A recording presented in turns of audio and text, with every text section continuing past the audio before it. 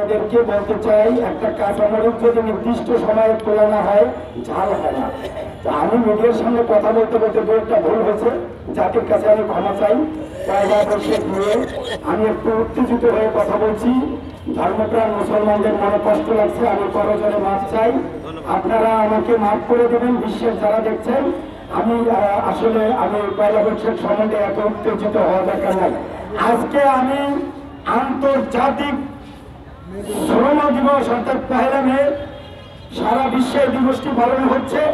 আমি এক খাঁটি শ্রমিকের মাথা কাঁধে কাঁধ রেখে আমি আজকের এই দিনে বলতে চাই, শুধু রিক্সা শ্রমিক না, আপনার আমার ঘরের কাজের বুয়া বলে বুয়া, এদের কোনো নির্দিষ্ট বেতন কাঠামো নাই, অথচ একদল ব্যভিচারী বাড়ানোর জন্য একদল লোক জিনাকে স্বীকৃতি দেওয়ার জন্য শ্রমের দাবিতে তারা জিকির শুরু করে দিচ্ছে, স্লোগান।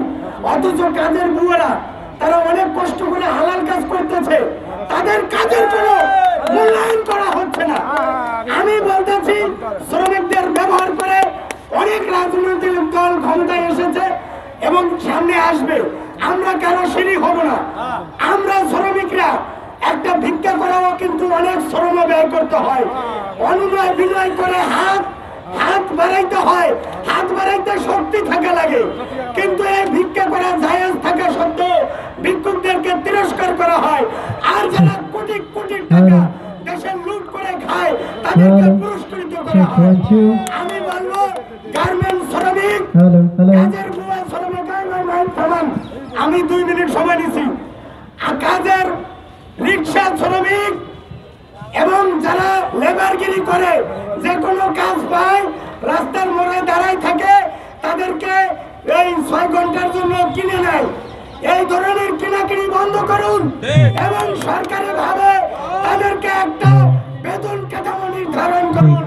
না হলে মে মাস আসবে, মে মাস যাবে, শ্রম দিবস আসবে, শ্রম দিবস যাবে, কিন্তু মূল দাবি দেওয়া শ্রমিকের মূল অধিকার কখনোই বাস্তবায়ন হবে না। আমার এই ভাইয়ের নাম কি? এই ফরিদুল ইসলাম ভাইকে দেখে আমি আবেগ আপ্লুত হয়ে পড়েছি। ভাই অনেক প্রতিবাদী, তিনি যে দাঁড়িয়েছে, তার মতো যদি শ্রমিকরা তার পাশে দাঁড়ায় তাহলে সরকারও গুনবে যে শ্রমিকরা কিছু করতে পারে। আমি বলি, এই পৃথিবী টিকে আছে ইমানদারদের উসিলায়। অর্থাৎ ইমানদার যদি থাকে, আল্লাহ আল্লাহ বলে লোক থেকে পৃথিবী থাকবে। আর একটা দ্বিতীয় পর্যায়ে আছে, এই পৃথিবীতে যারা শ্রমিক, তাদের উসিলায় এই পৃথিবী সৌন্দর্যমণ্ডিত হয়েছে।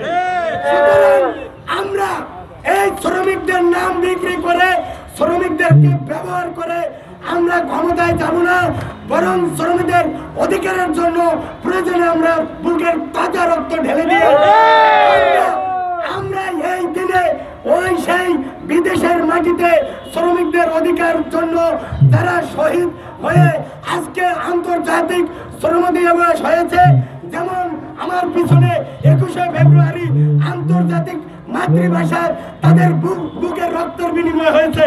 সুতরাং প্রয়োজনে বাংলাদেশের যে কোনো শ্রমিকের ন্যায্য মূল্য না করা পর্যন্ত আমরা আন্দোলন করব এবং আমরা মসজিদের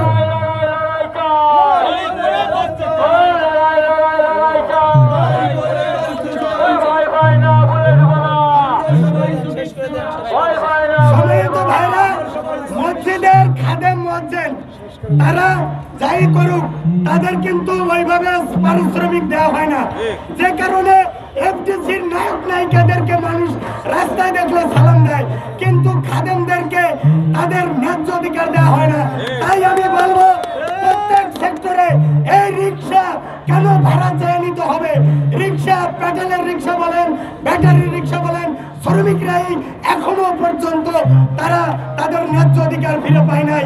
আমি বিশ্ববাসীকে আহ্বান জানাবো, বাংলাদেশে গার্মেন্টস ঈদের দিনে তারা সীমায় কিনতে পারে না। সুতরাং এখনো বাংলাদেশের শ্রমিকের অধিকার নিশ্চিত হয় নাই। তাই রোদে পুরে সব জায়গা কৃষক ভাই, শ্রমিক ভাইদেরকে বলবো, আপনারা এই শ্রমিকদের অধিকার না নিশ্চিত না হওয়া পর্যন্ত আমাদের আন্দোলন চলবে।